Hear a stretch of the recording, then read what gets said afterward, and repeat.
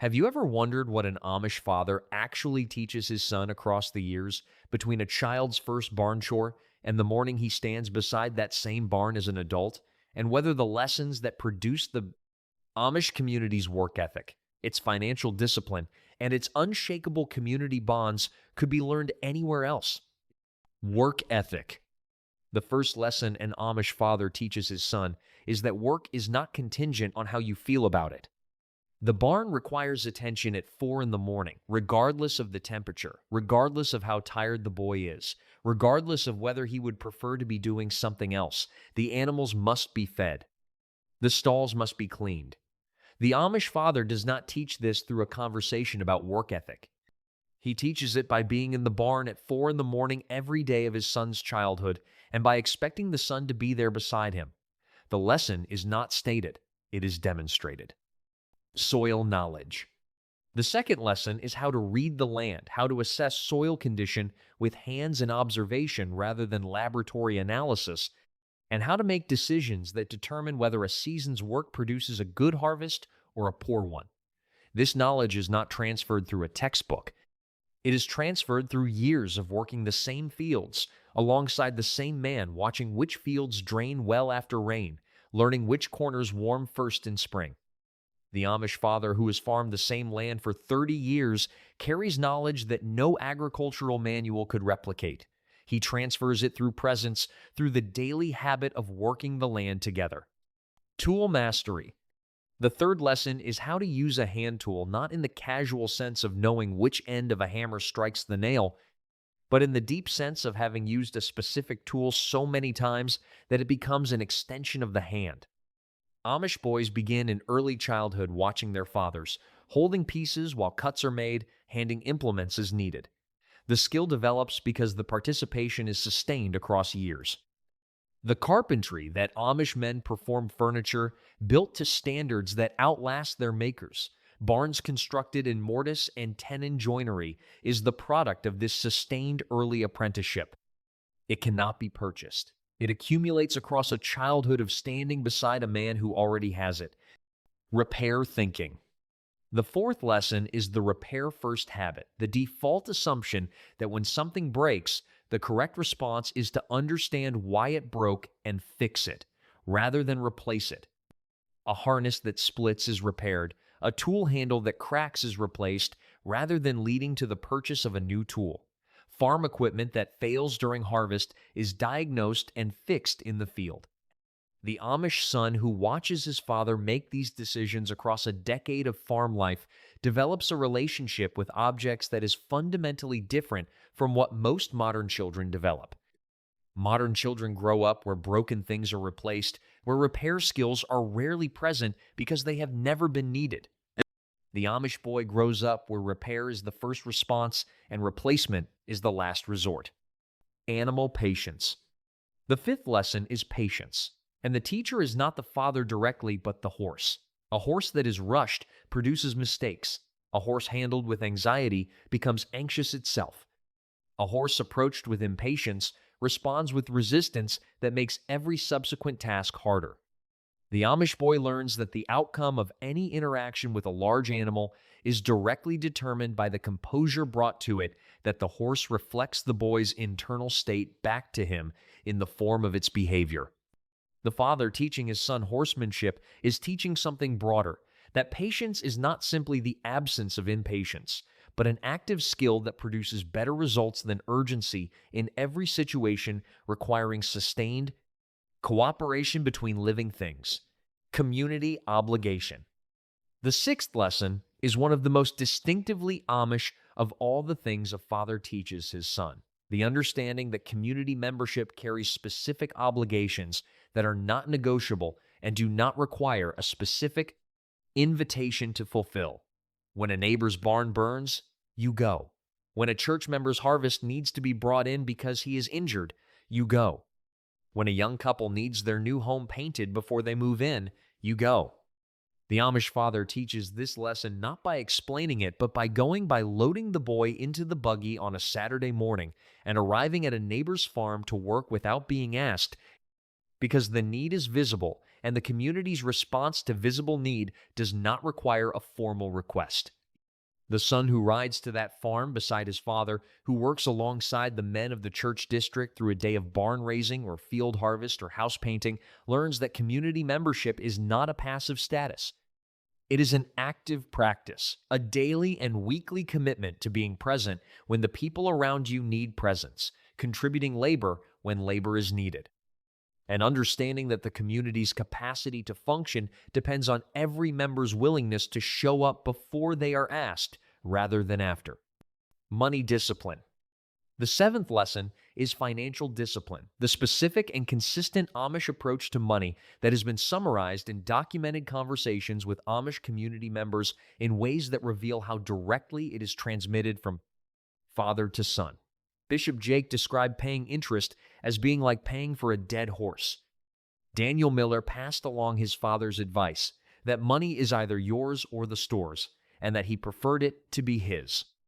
An elder named Elmer noted that a dollar saved is better than a dollar earned because the saved dollar is not taxed.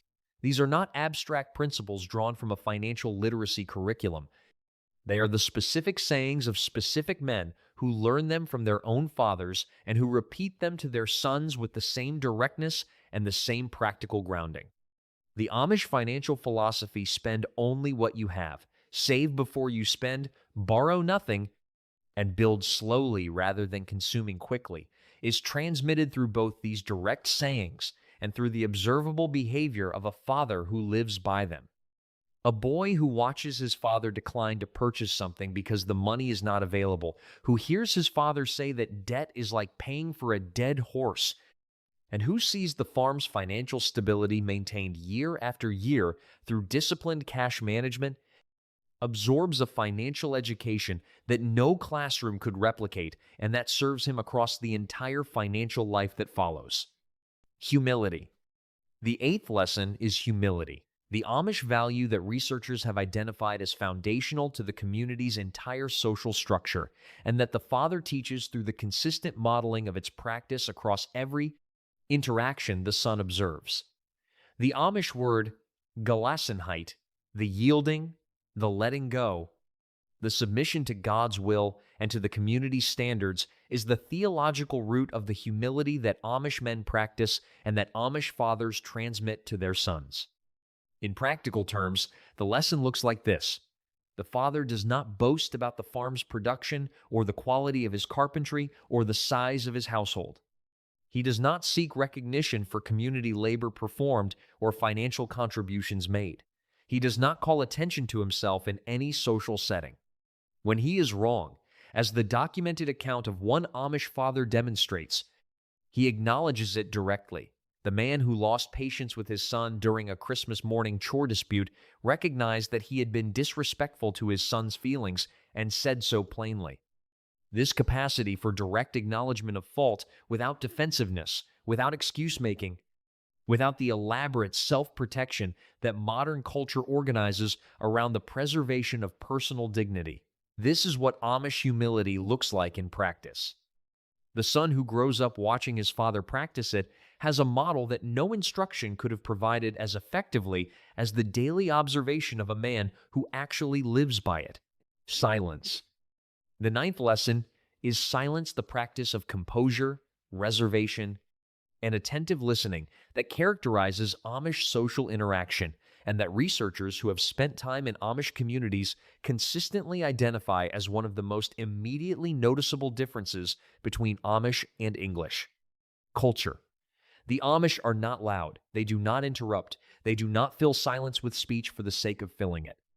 The father who models this practice for his son is teaching something that goes significantly deeper than social etiquette. He is teaching the boy that silence is a form of respect, that when another person speaks, the appropriate response is full attention rather than the preparation of your own next statement. He is teaching that the information available in a quiet moment about a situation, about a person, about the right course of action is not available to the person who is talking. He is teaching that the person who speaks first in a difficult situation is usually the person who has understood it least. Children are taught specifically not to call attention to themselves, a social training that begins in early childhood and that produces, by adulthood, men who enter rooms without announcement, who complete tasks without requiring recognition, and who conduct conversations with the kind of attentive composure that most modern people find striking when they encounter it. The father teaches this lesson the same way he teaches every other, by practicing it in front of his son every day until the son has internalized it as his own. Faith. The 10th and final lesson is the one that underlies all the others, the faith that the Amish community was built on, that has sustained it for 300 years, and that every Amish father transmits to every Amish son as the foundation on which everything else rests. The Amish trace their origins to the Anabaptist movement of the 16th century, a theological tradition whose early adherents were persecuted, imprisoned, and executed for their refusal to conform to the state churches of their time. The Ausbund, the hymnal that the Amish have sung from in church services for 300 years, contains hymns written by Anabaptist martyrs in prison, describing their faith and their willingness to die for it. These hymns are sung at every church service. Every Amish child learns them before they can read. The father who sits beside his son at the biweekly church service and sings these hymns from memory is transmitting something that the barn chores and the tool lessons and the financial discipline all serve the understanding of why. The community lives the way it does, what it cost the people who built it, and what it would mean to abandon it. The lesson is not taught as history. It is transmitted as identity, the understanding that the Amish boy is not simply the son of a farmer who happens to use horses and avoid electricity, but the heir of a tradition that people died to preserve. The faith is not a background feature of Amish life. It is the reason all the other lessons exist. The 10 lessons described in this video are not a curriculum. They were never written down in a sequence or organized into a program that Amish fathers follow when raising sons. They are the natural outputs of a specific kind of childhood, one spent in sustained daily proximity to a man who embodies the values the community requires, performing the work the community depends on.